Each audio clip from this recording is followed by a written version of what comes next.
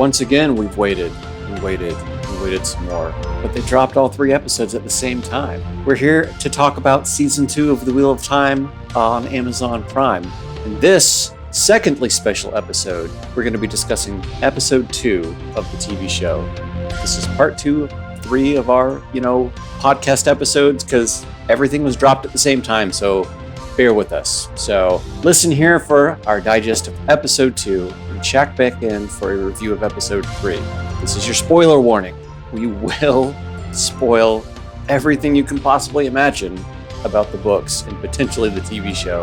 So if you haven't watched episode 1 or episode 2 yet, what are you doing here? Go back, watch that stuff, and come back to us. So I'm joined here today by Adolla and Dianna, and we're going to talk episode 2. Episode 2, I think, is my favorite episode of the 3 that was dropped so far, which is reflected in the fact that my notes are the longest for this episode. Notes? Yes, unlike me and Dianna, Thad has no notes. Thad has no notes. I don't know how you live, Thad. We start this episode with a cold open that starts with Rand having a nightmare of killing the rest of the Emmonsfield 5. And he wakes up in a place, shirtless, standing in a window. Thank you again, Rafe. Just truly the gift that keeps on giving. And this woman, Celine, comes to talk to him. So I will say, I'm just going to say at the jump, that I hate Celine in the books. I get it now. Is it because she's so helpless or something? She's just so annoying. I'm like, Rand, what are you doing? How are you falling for this woman? I get it now. I understand. I take back all of the times that I have made fun of Rand for falling for Celine. I totally understand. She's stunning. She's super sexy. And she is just a woman who knows what she wants. When she was talking to Rand about him having to pay rent and stuff, I genuinely thought that Rand was her live-in prostitute for a second. And I was like, sure, Celine, if this is what you want for your life. I always assumed that she was manipulating him with the one power. I think she is, because you hear a bunch of whispers. I feel like she's messing with his dreams. That's the corruption talking to Rand, I think. But it says "you are mine" at the end of this scene. Okay. Yeah, you are mine, Lutheran. Yeah. Yep. And Okay. It says I man. take that back. So in the subtitles it says "man, you are mine," but it's definitely actually just a distorted voice. And I'm positive. Okay. Thad already warned you guys, but I can't keep talking about Celine as if she... Thad already warned you guys about spoilers, but I can't keep talking about Celine as if she is Celine. This is Lanfear.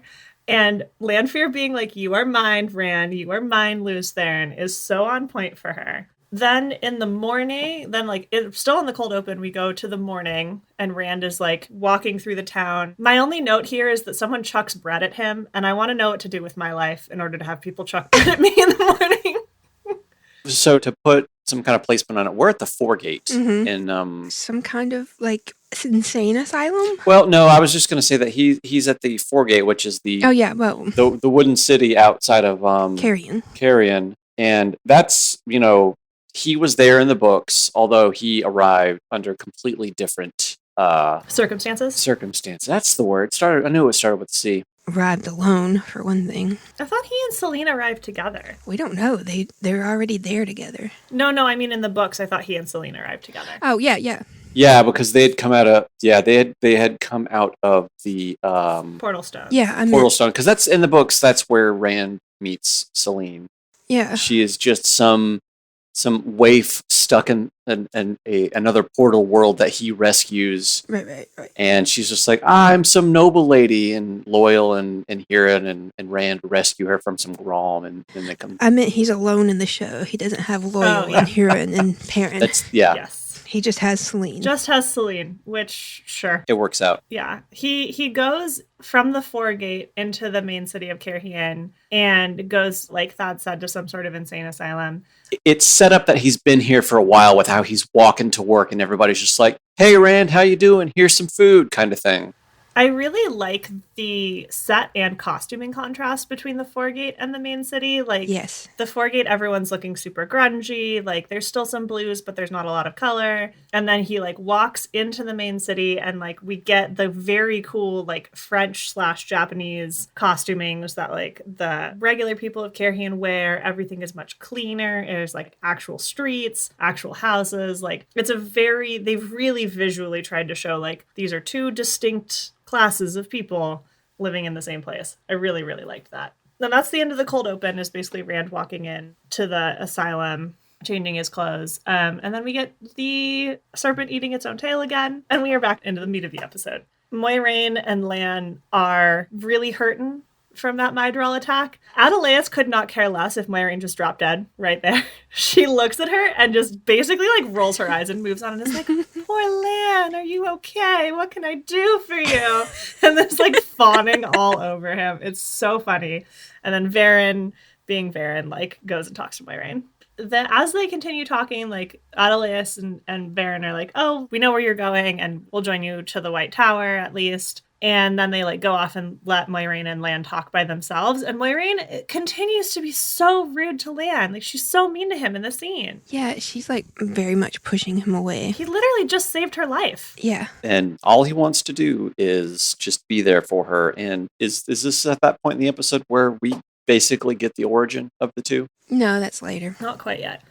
This is where she tells Lan that he needs to have Tomas saddle the horses because she doesn't want her saddle to slip. And I wanted to smack Moiraine in the face when she said that. I was like, this man... Right. Like, wow. That's such an insult. He took so many Myrdral blades for her. He loves her in like a platonic way. I was like, Moiraine, this is unacceptable. Right? I know you want to push Lan away, but this is unacceptable. Please stop. I'm so mad at her. Ugh. So then we cut away from Moiraine and Lan, and we get back to Perrin and the rest of the Shienarans and Loial. They're continuing to track Padan Fain, and they track him to this like house across a river. They leave Loial with the horses and go into the house where Perrin starts to see things. He sees a woman in a window. He goes in and he sees a family, and they get attacked by Padan Fain and a Fade. Now, this scene is literally straight out of the books, but it's Rand that sees it, and they're crossing the River Irinan before they get to the steading and the portal stone. So this is where I'm like, is Perrin just taking over that scene, but they're making it look like part of his wolf vision? Yeah, because the context here, if you don't remember, is that it's Rand and Mat are with Ingtar, Huron, and the rest of the Shienarans following after Padan Fain because he has Mat's dagger. Mat can kind of basically just go, he's in that direction. I feel it kind of that way. And they're trying to chase him down and get the dagger back because at this point in the story, Mat has not been separated from the dagger yet. So they're trying to get the dagger back before the separation between the dagger and Mat kills Mat outright. Right. So a lot of that story has been kind of shifted to Perrin, and this will be, I guess, more of the development of his wolf powers and stuff like that. Yeah. Yeah, and like, I mean, we talked about it ad nauseum last episode, but I continue to not really be a huge fan of this. I do like that Elias is standing in the doorway and Perrin is like, what are you doing to me? To Elias. Like, he's definitely at least like aware that Elias is related to this in some way. He hasn't figured out how yet because Elias has explained nothing. Classic Wheel of Time people explaining nothing. Classic. Well, that's the wild part is because Elias in the books was a very helpful person. So helpful. And like, he's been helpful for tracking Padan Fain, but beyond that, so far, he's been very quiet, very silent. Like, he clearly doesn't, he's, like, tolerating the Shienarans. He's not a huge fan of them. And, like, he is trying, I think, to pull Perrin out a little bit, but Perrin is just super not receptive. No. I did see some people complaining that Perrin is wearing a sword. He's with the Shienarans. He's going to be carrying a sword, guys. Like, we're just going to move on from that detail. It's fine. Yeah. We're not worrying about it for now. I do love... My favorite thing that they kept from this scene that's in the books is that they kept that Fain nailed the Fade to the door. That's a huge scene. It's huge. Because it's big for Padan Fain's character. Yeah. And it's like, was it Masema that said, like, who can do that to a Fade? And they don't seem convinced that it is Fain, but we book readers know it is, and eventually they will figure it out. But it's a great way to show that, like, Fain is not just another dark friend. Like, Fain is terrifying. I was about to use the F word. Terrifying. Because he is probably one of the scariest villains in the whole books. He's double evil. So he is kind of like, if you want to take the parallel between this and Lord of the Rings, he's kind of the Gollum character, but on kind of like the next evolutionary scale. He's like Gollum on steroids. It's like Gollum and Saruman tied into one. Yeah, he is the what is it? He's literally the contrasting evil to the Dark One. Yeah. And like this is a great way to kind of like begin to show that. So I love that. I also love that they showed the detail of they specifically went to the feet of the Fade to show that it was still alive when it was nailed to the door, because it was like scraping its stirrups against the door. Yeah. Yeah. It's rough. It's rough stuff. I'm so glad they kept that. We saw that in the trailer, and when I saw that in the trailer, I was like, yes, we are in for it now. So hyper. We're so happy and hyper. Then after this scene, we get back to Rand in the insane asylum. He's with Errol, which is the way that he is with Errol is very sweet. I know. He's such a sweet boy. Like, this is really Rand sweet boy at his best. He's still in there, even though he is banging Celine every night. He's so kind, and even though Errol is so scared of him and like is so like Nailva. Yeah, and it's clear they've had the same conversation every day for who knows how long. Presumably 5 months or something. Yeah. I do like that they are using Errol, this character who doesn't exist in the books at all, to teach Rand the forms. I was talking to Dorian of TarValon.net as well earlier today about this, and I was like, I don't think I buy that this frail old man is teaching Rand the forms. And Dorian was like, no, like, is the guy still strong enough to necessarily like hold a sword? Maybe not, but the muscle memory is probably still there. Oh yeah. And so that made me a lot more on board with like Errol teaching Rand the different forms, which he's gonna need by the time he gets to Tolman Head. So I'm glad they're addressing this. Yeah, I love that they've named him Errol, like Errol Flynn. It's pretty good. It's a very fitting name, and it sort of fits in the way that Robert Jordan would have named people. I love that. Then we get the total asshole who tries to like tease Errol and is just a total jerk, and we'll get what's coming to him later in this episode. What's fun is that he doesn't have an X-ray credit. He doesn't. Because several times I would rewind to let him be like, his face is on screen and pull up the X-ray and go, all right, who is this? Even if it's a show only character, doesn't get one. Oh, tragic. I think they say his name later in either this episode or maybe they bring him up in the next episode based on events that happen, but no X-ray. Incredible stuff. Just the show also does not respect this character, which is great. He deserves no respect. He is a jerk. This character is something like out of Boardwalk Empire. He's so rude. He's just the mean girl. Also, that walk that he's got to where he's got like a 45-degree lean backwards as he's walking. It's giving Cat crosses the courtyard is all I'm saying. Cat crosses the courtyard. As maybe he also learned the forms from Errol, but only that one. I don't think so. As we can see, he's only interested in drink and the company of women. Yep. Then we cut to Liandrin taking Nynaeve to learn about healing, which feels, I don't know if foreshadowing is per se the thing, because Nynaeve's whole thing has been about healing. And really, if Liandrin had stuck to this, I think Nynaeve would have been much more interested in training with her. So they bring back Breakbone Fever, which is a cool kind of like nod to season 1, and to show that like for Aes Sedai, Breakbone Fever is not an issue. We also get a first look at the accepted dress, which just... Again, the costuming in this show, gorgeous, stunning. The fact that the rainbow is all little like stitched tears was such a cool detail. Ugh.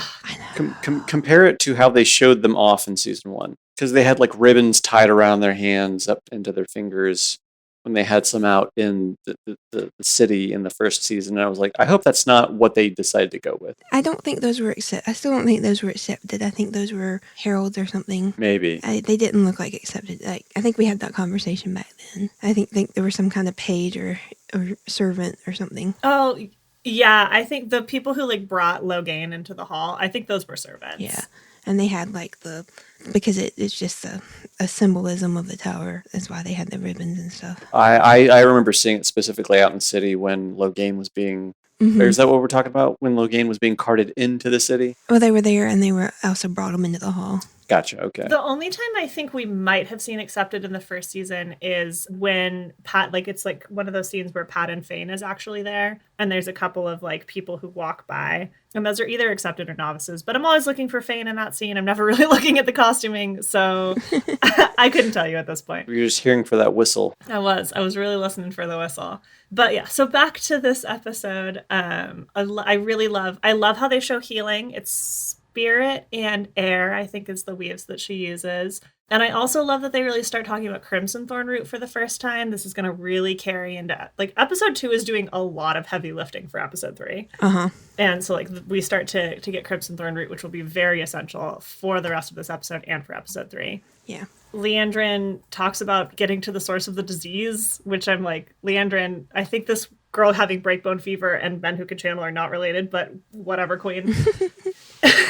And Nynaeve is also just like, no, screw you, I'm not interested in this. But she does see that Leandrin has taken the diluted Crimson Thorn Root, and that makes her very suspicious. Leandrin buys some snacks, goes back up and talks to Matt. Matt is less emo and more snarky now, which I was like, yes, give us some snarky Matt. I love that he, like, when she leaves, that he mimics the sound of the lock and, like, her walking away. That, for me, that really sealed the deal of this. This is Matt. Matt. This is Matt right there. Mm-hmm. Agreed. If I could distill a Matt essential moment, like, this is it right here. 100%. I completely agree. It was so perfect. And then he just gets up off his bed, takes his little, like, spoon thing, saunters. Start shawl shaking. Yep. Saunters over to the wall and continues attempting to dig his way out. It was so great. I was so happy. We cut to lower down in the tower with Egwene, who goes up to her room, which is now, like, covered in stuff. I initially thought she was in the Red's quarters because there was so much red furniture. Yeah. When she, like, turns the corner and it's Elaine, I literally gasped. I know. It was so perfect. Elaine's got a million servants and she's bringing all this stuff in. Makes sense. Yeah. And just assumes that Egwene is another servant, is like, oh, yes, put that there. And Egwene is not here for it. She is not having any of it. No, she's just like, this was blocking my room. Thank you very much. We need to pause here and talk about how I'm going to have a couple of quibbles with some of Sierra Coveney's delivery later on, because I am not, like, a huge fan of a little bit of the dialogue that she's been doing. But this scene is so perfect. She is so perfectly Elaine. Oh, I see you just got here too. And Queen's like, I've been here for 5 months. Yep. Oh, my room was also full of rubbish. It's like, girl. Wow. Yeah. And then when she sits on Egwene's bed and just can immediately recognize the stitching, very cool. Glad that Andor at least is aware of the two rivers, even if the reverse is not true. Morghese is not. They did make, like, I feel like this, it may not have been, I think Morghese made a comment like this, that Two Rivers was. She does. Yeah, and in the book. So this is sort of, they borrowed that line from Morghese, where she makes a comment about the Two Rivers being part of Andor, and that makes them her subjects. And Egwene's like, sure, whatever. Yeah. I love Elaine being like, well, you're my subject. And I was like, oh, girl. Again, not how you make friends, Elaine. I know you're new to this, but not how you make friends by telling them they're your subject. You're my subject. And also that she's just immediately like, I'm the daughter heir. I saw a couple of people online complaining that this is very out of character for Elaine. And to them, I say, go back and read the books. At every turn, Elaine is constantly like, I am the daughter heir of Andor. Even when they are trying to be subtle.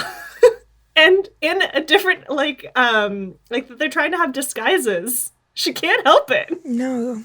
She has not known anything but being completely pampered. Subtlety is not a word that is in her dictionary. No. Unlike Moiraine, who you could not, like, truly you could torture Moiraine and she would not admit to being a noble lady, Elaine will tell you at the drop of a hat, at all times. Well, Yeah. I am heir to the Sun Throne.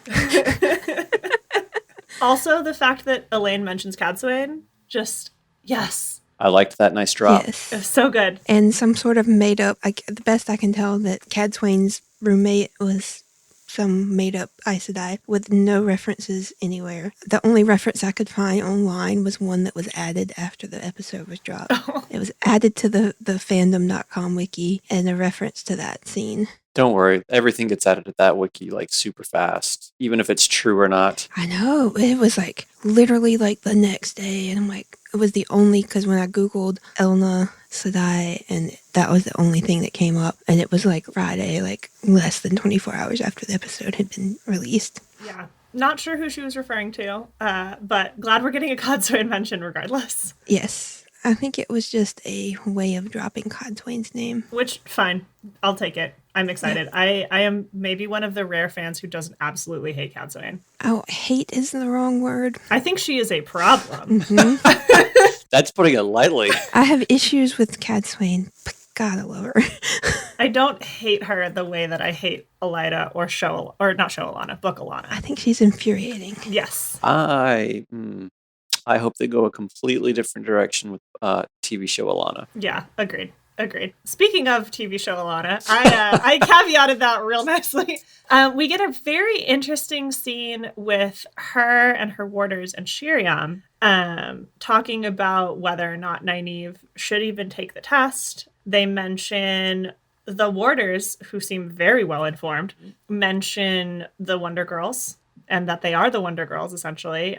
They call out that Elaine, Egwene, and Nynaeve are like some of the strongest channelers they've ever seen. And they also talk about Mazrim Taim. We hear him by name. Mm-hmm. And they talk about Logain as well, and how these are weapons that the pattern is giving so that people can fight the Dark One, which I'm like, is that what Mazrim Taim is for? I don't think so. Clearly. Like, good try, but no. And then Shiriam talks about how Liandrin is calling for a vote. I don't know what this vote is for. I'm assuming it's for Nynaeve to be raised. Yeah, I guess maybe they've taken that from TarValon.net. Maybe they vote for raisings. Maybe. Like, we don't see this vote. And a lot of people were like, oh, this is more Liandrin, like people online were like, this is more Liandrin gathering power. This is more evidence that Liandrin is going to overthrow Swan. To which I tell you, Elida has been confirmed by Rafe. They are not cutting Elida. Liandrin and Elida are not the same character. I did not know he had confirmed her. He confirmed her at JordanCon. Mm-hmm. He did? Mm-hmm. Wait, Yeah. what? You understand I was running the costume contest? Yeah. In his message in like the Q&A message, he mentions her by name. Okay. Yeah. And they talk about how excited they are for her to be. I have to go back and watch that again. I do love how Shiriam basically, because Alana and her warders are trying to convince her, and she's like, well, you are Aes Sedai and warder, so you count as one, not three. Mm-hmm. Yeah. I mean, and Shiriam earlier in that scene is like Alana's like, where's your warder? And Shiriam's like, some things are best kept between sisters. Meanwhile, Yvonne and Maxim are right there. Right? Oh, I don't think Alana agrees. They have a very different relationship. I mean, yeah, I think Maxim and Ivan are just sort of extensions of Alana in a lot of ways. And they're still making her a lot more likable than in the book series. Yeah. Moiraine also needs Alana for some reason, which is why Alana, Yvonne, and Maxim are leaving the tower and not going to be there for this theoretical vote. I'm assuming she's going to take Lan. That is definitely what they hint at. Yeah, because in the books, they give Lan's bond to some completely, up to that point in the books, unknown Aes Sedai that he has to go find. And it's just like, why even do that in something like this? Yeah. Yeah. I would be totally fine if Alana ends up with Lan's bond. Yeah. Then we get back to lots of time in the tower this episode. We get back to Nynaeve looking for Liandrin and then following her down kind of like a secret passage with the squeakiest door I've ever seen. It is genuinely a miracle that Liandrin doesn't hear Nynaeve coming. Also, the worst hidden door I think I've ever seen. For real. Like, you walk to a dead end and there's two windows and she's obviously disappeared. Who wouldn't poke at the walls? Yeah, it's interesting. It's a choice. Yeah. Rather than going in order, I am just going to kind of like keep with that for a little bit. Okay. Because Nynaeve tracks Liandrin for like a long time. It's like sunset, and then presumably she like tracks her all the way to, what was it? It was South Harbor? The North Harbor. Or North Harbor. And like it is like dark when Nynaeve finally gets to Liandrin's house, I'm guessing. And Liandrin like has just got there, and we see her with a man who is super sick, who, based on the first dialogue, I thought was Leandrin's lover. Yeah. That's what I thought too. I was like, that's weird. It is a little bit weird, and I was like, this is an interesting choice for Leandrin. And then we learn it's her son, which means that at some point she must have been with a man at some... Based on the dialogue, I'm going to assume that was not consensual. Yeah. I would think that, especially given how much Leandrin hates men. The way that she talks to Egwene about, I think it was Egwene at the end, about not letting men... No, that was Nynaeve she was talking to, because she's trying to convince her to go to the red or the dark side. I'm not sure which one. But the way she talks about men, it makes me think that maybe this son was either not 100% consensual, or maybe she was forced into some kind of marriage, and he's the product of that marriage, one way or the other. That she still loves this boy, but I don't think she likes the way he came into the world. Yeah. Leandrin also last season had talked about, like, with Nynaeve, like, how men can still do violence. Men do still have power in this world, even if they're not, like, not all powerful, but even if the patriarchy is not necessarily as much of a thing. Yeah. And, like, yeah, so I think there's a lot of hints I agree that this son came about maybe not from a consensual circumstance. But she still loves him regardless and still doesn't want him to be in pain. Yeah. And instead of taking Nynaeve's good advice, smacks Nynaeve across the face with the hand that has the ring on it. I know. Yeah, hits her real hard and threatens to kill her. And so Nynaeve leaves, and then Leandrin is immediately like, oh, I'm so sorry, like she always seems to do, where she's like, I did a bad thing. Oh God, the consequences of my actions. This scene did not humanize Leandrin for me in any way. I'm going to make that very clear. Cannot torture Matt and make me like you as a character. You are the only person. Because I think most people are like, God, are they going to make me think that Leandrin is human? Because that seems to be what they're doing. They're trying their hardest right now. Yeah, and everybody but Dianna seems to think it's working. It works up until she's an asshole to Matt again, and then I'm like, nope, unforgivable. Wipes it everything away. I mean, it's Matt. He's my sweet boy. My baby angel. I love him. Him and Egwene. I am a Matt apologist forever and ever and ever. I mean, I think we're glossing over the fact, too, that Matt's not the only one that she's keeping imprisoned. True. Sort of. I mean, not sort of. It's true. We find out a little bit later that she does have someone else imprisoned, a very important character, but we're not quite there yet. No, because we're almost to the... Well, we have a couple things before then. This is my notes. I will admit, my notes for this episode, as I am looking at them now, are a little bit shaky. So if I skip stuff... No, we're going back to Perrin and company. Yes. They're riding into a fishing village outside of Tyr, which I think from the x-rays it was... That's not... Something... Not Tyr. Why did I wrote Tyr down originally? Outside of Faldara. Or not Faldara. Oh my god. We're just naming every city. It's on Toman Head. I don't know why I wrote Tyr down. I think I was confused. Yeah. It's outside of Falm. Yeah, outside of Falm. There we go. Which I really want to call it Falma. Don't worry. It goes between Falm and Falma numerous times in the audiobooks. Great. Wait, the new ones or the old ones? The old ones. And the glossary is Falme, so I don't know. But the show is doing Falm. The show is going with Falm. I think what we can take away from here is pronounce it however you want to pronounce it, because that is the correct way to pronounce it. Fair. But in the x-ray, it says it's Atwin's Well, which was a scene, like they did go to Atwin's Well in the books, but it was, I don't know that Perrin was there. I think it was when the Shan-Chan were marching in. Yeah, because when it was in the books, they basically keep to the eastern side of Randland as they're literally going up and down until they finally get to Kinslayer's dagger or getting the dagger back. But, we've very much deviated from that course at this point. No, we're way, way far away from Kinslayer's dagger, except for Rand, who's still in Carrion. Yes. I think the reason I thought it was a Tyr originally is because there's a lionfish that's being cut up. And the lionfish are in the southern sea. So I think they're just playing around with geography now. This is why you don't trust sushi in a landlocked state. We're on Toman's Head. We're still on the coast. Yeah, we're on the coast. So maybe they caught the lionfish and sailed it up. Sure, it's more exotic, right? Yeah. Well, they did say it was fermented, so... Well, yeah, Loyal Loyal said something like that, because Perrin was like, ugh, it stinks. And Loyal's like, oh, it's delicious. The fermentation really makes it. I feel like that's I feel like they could have played off that scene for Perrin's wolf powers because they were really far away and he goes, oh, that stinks. And Loyal would be the one to be able to smell, and nobody else says anything. They weren't that far away. If you've ever been in a fish market, you know. Yeah, I was just saying, they were not far enough away. I totally believe that he could smell that fish. I've been in an office with microwaved fish, so. Yeah, fish be stinky. I agree that they could have played up his wolf power more in that scene because it is the one time that we get him talking about something smelling. But again, they just chose to be like, nah, it's fine. So they settle into this village. The show itself will come back to them later, but we should, I think, stay with them for the moment because that night they get attacked by the Shan-Chan. I should not be as excited. Yeah, we should point out that Elias refuses to stay in the village. True, which is the only reason that Elias is not captured with the rest of them. Mm-hmm. He says what he says in the books. I like to sleep under the stars. Yes, and he warns Perrin that this is not his pride.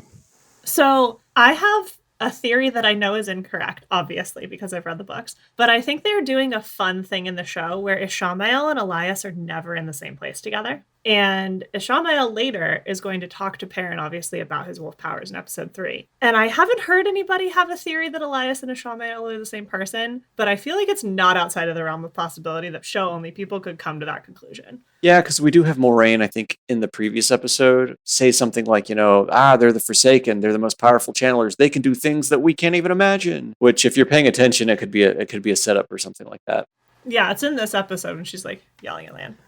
Right, we don't know that, in the show, they don't know that Balsamon and the Dark One is actually Ishamael. We haven't heard his name yet. Yes. Yeah. I feel like they've made it very clear to show watchers that Ishamael is not the Dark One, but I feel like the characters don't know that. Yeah. But it's just something that I think is cool. I feel like I feel it more in episode 2 or episode 3, but now that I'm thinking about it, Elias dips, and then the Shan-Chan show up. And then Ishamael shows up with the Shan-Chan. But yeah, so they get attacked by the Shan-Chan in incredible fight sequence. Every single Shinaran is just going off in this scene. They look so good. Yeah. Especially Hot Sema. There you go, Fenya, just for you. Masema, who is way hot. He does some incredible fighting early on. Uno is kicking ass. Ingtar is kicking ass. Loyal, we see why Ogier are considered such incredible fighters. He's so strong. 5 people trying to pin him down. Yeah. And really the Shinarans are doing great here. They are holding their own. If it had just been this Shan-Chan contingent of soldiers, I actually think the Shinarans could have fought them off. But it's not. It's not. They bring in 2 Demane Soldam pair and crush them immediately. Yeah. Obliterated. Yeah. Without even trying. Yeah. It didn't occur to me until I was watching today, but as a person who's living in this world for 3,000 years, where the Aes Sedai have had these oaths of we can't use the one power to channel against people, we can only use it against dark friends, it would be so disorienting to have these women show up and just channel at you and kick your ass. It would be so demoralizing, disorienting, everything. So strange. Yeah, it would be for the people who are more familiar with it, because I feel like there's contingents are out there that don't believe that they don't. Yeah, I mean, remember, it's in Two Rivers up to that point. Trollocs were just a fairy tale that told their kids to get them to go to bed. So just imagine outside of the major cities, far off in the west, away from TarValon's influence. A lot of these people probably believed things a lot less. Yeah. I'm not talking about the villagers. I'm talking about Ingtar. Oh, yeah, Ingtar and Masema and yeah, Uno. Yeah. That has got to be so... Because, they've had Lady Amalisa. They've seen channeling being used to help them against Trollocs and against Mydrall and against dark friends for centuries. And now all of a sudden they have these women come out of the blue and channel at them. That had to have, you can see it in Ingtar's face where he's kind of the hell is what? And then he's wait a minute, what? And right as it happens, they get completely blown away. We will come back to the rest of the Shan-Chan stuff in a little bit. Then we end up with Varen, going back a little bit, we're with Varen and Moiraine, and they are within sight of TarValon. Not that means much. TarValon is clearly very visible from a lot of places. Yeah. And Varen and Moiraine have a very interesting conversation. Yes. And my favorite quote from the whole episode where Varen says, even oaths have loopholes. Very Varen line. And I'm like, oh. Yep. She says that because Moiraine, she's like, oh, are you trying to get rid of Lan because of the boys that you brought back? One of whom might be the dragon? And Moiraine is immediately like, all right, bitch, what do you know? And is like ready to shank her in front of her sister and her warder. Yeah. Like, Moiraine. It's like, that's close enough. Varen also, before she talks about the oaths that having, and Moiraine is like, you need to swear an oath of allegiance if you're going to have this information. Varen also kind of sort of quotes Dana and Ishamael here when she's talking about like the world being somewhat broken and all of that, which I think is very interesting from a dialogue perspective. Also, Moiraine says what's broken cannot always be healed, which I think is sad. Which I believe is reference to her being stilled. Yeah. Yeah, again, is she stilled or is she shielded, show? Please tell me. Please make it explicitly clear.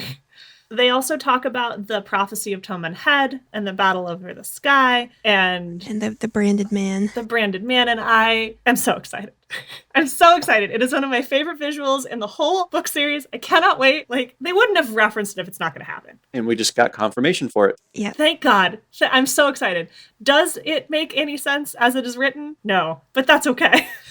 A battle in the sky, a man wielding a blade with two branded hands. Incredible. Because Rand has not been branded yet at all. And it's one of my favorite things about the prophecy is that Rand gets branded twice and twice again. So I'm so ready. And we're going to see one of those by the end of this season. Yes, we better. Yes. Well, in the sky with the flaming sword. That's true. That's true. Yeah. They did say he would have his hand branded. So it's going to happen. And then we have had branding in the show already. So I guess we're going to do it. Yeah, that was a little weird. Yeah. Oh, was that in the Foregate scene? Yes. Yeah, it was in the hunt. Yeah, I think that's in episode 3. Okay, yeah, I was like, I can't remember if that was the tail end of 2 or the start of 3. That's in 3. That's in 3, yeah. But speaking of the Foregate, we then go to the Foregate and it's nighttime, and Rand follows the guy who just not get credit in the X-ray. I will say they did include one detail in the parties that happen in the Foregate at night, which I hoped they would have followed it through, but given how they arrived and how everything's going on currently, wouldn't have made much sense. They did have the giant marionette of a Trolloc. And I was just like, all right, I'm glad they included that. Because in the books, later on, when the streets are cleared, they have a bunch of Dark Friends marionette a real Trolloc into the city to attack Rand. And, it obviously doesn't happen here. But given how things are unrolling right now with the TV story, it wouldn't make sense for them to do that. Because we got to get Rand out of Carrion. So it's not outside of the realm of possibility that could happen, but I agree. That was such a nice Easter egg. Like, as a book reader, I was like, oh, I know exactly where we are now. We're back in the Foregate. Okay, cool. I was, like, immediately clear. So Rand follows the guy, the jerk, and beats him up, and then accidentally channels air at him to, like, crush him. And as Rand is channeling, you can hear kill, like, a couple of times in the distorted voice. And it's like, oh, this is very clearly the madness. He goes back to Selene and is like, oh God, what have I done? And Selene is just unbothered, which really should be a sign to show people that, like, she's problem, guys. Rand is like, she starts trying to make out with Rand. Rand is like, no, I don't want to, and slams her up against a wall. To which I'm like, Rand, come on, that's obviously one of Selene's kinks. Like, I don't know why you think that would put her off. And then he immediately starts making out with her, and then it cuts to black. In my notes, I wrote down, is Rand a switch? Because, like, up until this point, he seemed pretty passive, and... I think that Rand is a sweet boy in the streets and a freak in the sheets.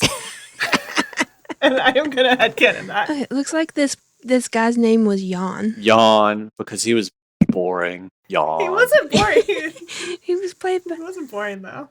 Played by Derriga O'Toole. For what it's worth, the guy really did a great job at making the character unlikable. Yeah. And he only has 2 scenes, and he really sells it. He really, really sells it. So then after we cut away from Rand and Selene doing what they're going to do, we get to Elaine and Egwene talking in Elaine's room, which has been completely cleared out of all of Elaine's stuff. And Elaine has brewed some hooch, which made me so happy. I love that she likes alcohol. I love that they mentioned that she loves to tinker with things, because this is a very important characterization for Elaine later on. And they have like this wonderful conversation where Elaine is like super excited at first that Egwene and Nynaeve are friends, and then sees that Egwene is not thrilled about it, tries to relate to Egwene more and like kind of like pull out more of like why this is bothering Egwene so much, and then is very like, girl, you shouldn't be jealous. Jealousy is not a good look on you. Which I agree. It is not. I also liked, yet again, Elaine going, I'm the daughter heir of Andor. I know jealousy when I see it. Drops it again. We skipped it early. We skipped it because I skipped it in my notes. But earlier, Egwene and Elaine were like doing a tour of the tower, and like every Aes Sedai already knew who Elaine was. They were all talking to her.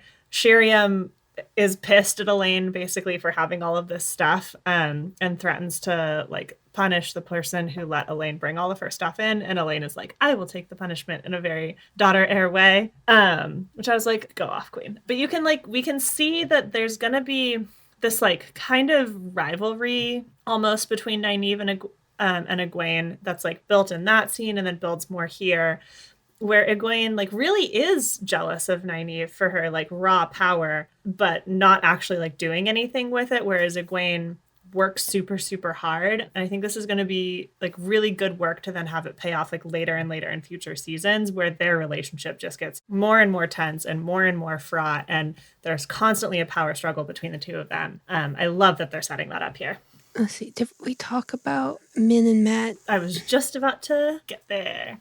I brought it up and we put a pin in it. Yeah. We are taking that pin out now. We're going to talk about the best pair up. So Mat gets back to digging his Shawshank tunnel, at which point he opens it up and there's Min. And she's like, can I help you?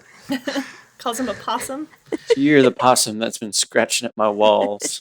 A little bit later on, they've opened up the hole a little bit more, and they get Min through the wall into Mat's cell. And she brings some wine with her, and they're like talking and drinking. And he's trying to like get information of her, like, why are you stuck in here? Like, you know, they're both a little bit like, does Liandrin want to have dominant sex with you? Or does Liandrin want to have dominant sex with me? The original scene with them comes right after Liandrin's son. We learn about Leandrin's son, and Mat has the line of, I think she prefers her men dead. And I was like, oh, that's harsh dialogue, given what we just saw show. But in general, I think that Mat is probably correct. Yeah. Min reveals that she got picked up by a Red who recognized her for her gift in an inn and brought in. And she tells Mat like about her visions and things, and asks if he wants to know, or kind of is like surprised that he doesn't want to know. And I think this is very Mat to be like, no, I don't care. I don't care what my fate is. Like, I don't want to know. I also feel like it's a very Mat to kind of want to feel in control of his own fate and to not like have his Ta'veren-ness happen. But he kind of doesn't have a choice, although Min doesn't tell him that she has a vision of him stabbing Rand with the ruby dagger. Yeah. That feels new. Yeah. Yes and no, because Rand does need to get stabbed with the dagger at some point. It's like actually essential that he get stabbed with the dagger. But I will be surprised if it happens this season. That feels really fast. Yeah. No, I think that's a long-term foreshadowing there. I hope so. It's interesting that they've already filmed it, though. Because they already filmed it, I feel like we're going to see it this season. It doesn't have to be Mat doing it. It's Min has a vision of Mat stabbing Rand with the dagger. Yeah, I know. But like, it doesn't have to be what happens in actuality. I don't think that's how Min's visions work. Like, the things that she sees... No, the whole thing with Min's visions is she doesn't understand it, but what she sees always comes to pass, no matter what precautions are taken. And what we've seen in the show of her visions, like, happens visually verbatim. Like, she saw Nynaeve burn out. She saw Rand holding a baby. Okay. We haven't seen her... Because she did see Perrin with, like, blood on his chin, I think. So we haven't seen that. So maybe, like, we won't get it this season. But it is interesting that... I believe it's Padden Fane who stabs Rand in the books. It's interesting that it's going to be Mat. And we do, based on some of the preview stuff that we've seen, I do believe Mat is going to get reunited with the dagger this season. So I feel like we're going to get it this season, which again feels fast. Yeah. But we'll see. We'll see. Well, we've only got 8 episodes season to work with. Yeah, make it work. Yep. Yeah. We go back to Lan and Moiraine and Adelaus and Varen, and they're a little bit closer to TarValon. And this is where we get the lovely, lovely new spring content. The story of how they met. About Lan throwing her in the lake. In the pond. In the pond, whatever. In the water. Yep. And Tomas is like, you threw Moiraine to die? I think in the books, doesn't Moiraine then take the pond and like dump it back on Lan? Dump it on his head, yeah. Yes, she does. They left that part out. I thought that was so funny. It's just incredible stuff. It's also very sweet that we hear their story. Yeah, and then they go and ruin it. Yeah. Then a little bit later on, jumping ahead to just close out their plotline for the episode, they are talking also in the dark, and Moiraine is like, that's not when I chose you to be my warder. It's when we went into this village and there were Trolloc heads and you were unfazed, and I realized how brave you must be. And then she's real rude to him again. Yeah. Just an abrupt about face, and she is super rude to him and yells at him about the Forsaken and talks about how strong Ishamael was, and talks about how Ishamael is probably letting the other Forsaken free, which, because of preview stuff, we know is true. And then tells Lan that they were not equals. Alana and the other her warders ride up, and Moiraine is like, I'll force Alana to take your bond if you're not going to leave me alone. Also, Lan steals the poem before their argument. I missed that. Yeah, he sure did. Yeah. Mm. Yeah, he steals the poem. So it'll be really interesting to see what happens with that when Moiraine realizes she doesn't have the poem. And we know that Lan can read Old Tongue. Yep. So that'll be fascinating to see how that gets resolved, because it is not resolved, not even addressed in episode 3. Interesting. Yeah. He takes the poem like right before they start arguing. He's like going through her saddlebags and stuff. So going back to the is she or isn't she stilled? At the point where she says they are not equals, is she lying, or does she think that he is better than her? Because I don't believe that she thinks he's better than him. I really would like to believe that she thinks that Lan is better than her. It's one of those things of, even if it's a lie, if you believe enough that it's the truth, it's the truth. Yeah, but like, is she lying there because she does believe they're equals, or she just actually really believes that he's better than her? And Probably. I think I want to believe it's the latter. Yeah, I really hope it's the latter. No, I think it is the latter, because, you know, up until this point, she feels like she's failed and it's basically been her rock. Yeah, and she's trying to push him away. But ow, that just hurt so much. For real. It did. Like, I see what she's doing. Poor Lan. Yeah. This scene is also doing a lot of setup work for episode 3. It is. Because, like, Alana's there. Moiraine tells Lan to go to the tower.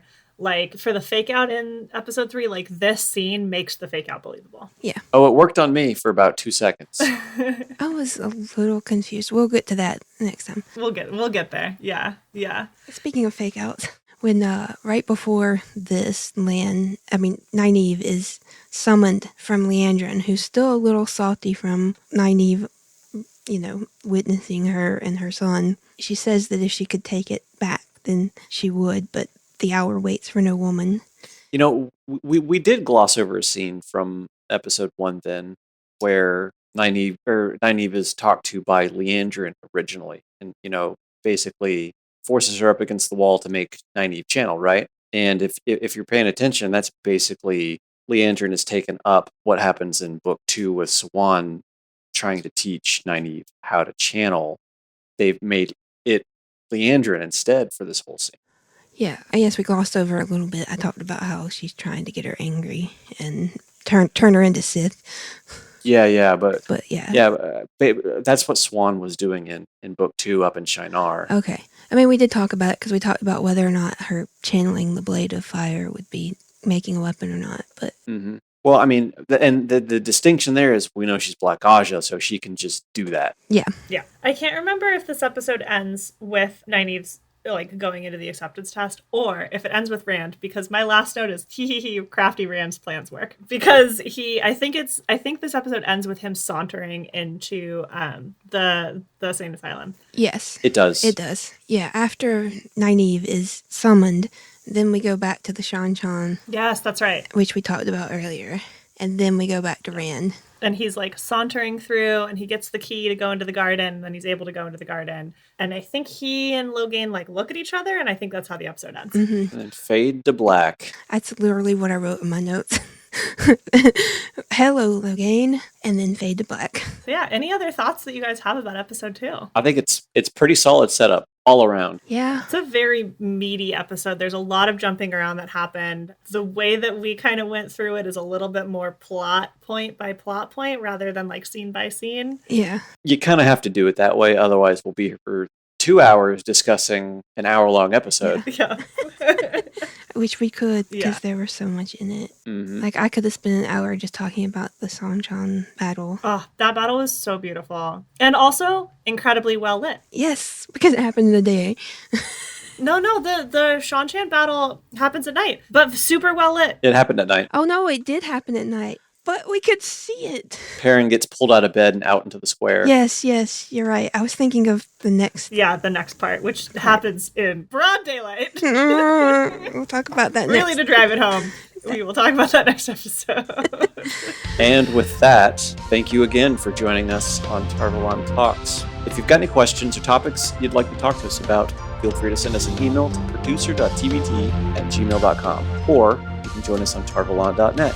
In our general forums, we have a special thread called TarValon Talks pinned at the top of the page. You can also chat with us via the tarvalon.net's Discord server and the TarValon Talks Discord channel. Stay tuned for our next episode where we discuss the third and final episode released in week 1 of season 2 of the show Wheel of Time on Amazon Prime. See you next time.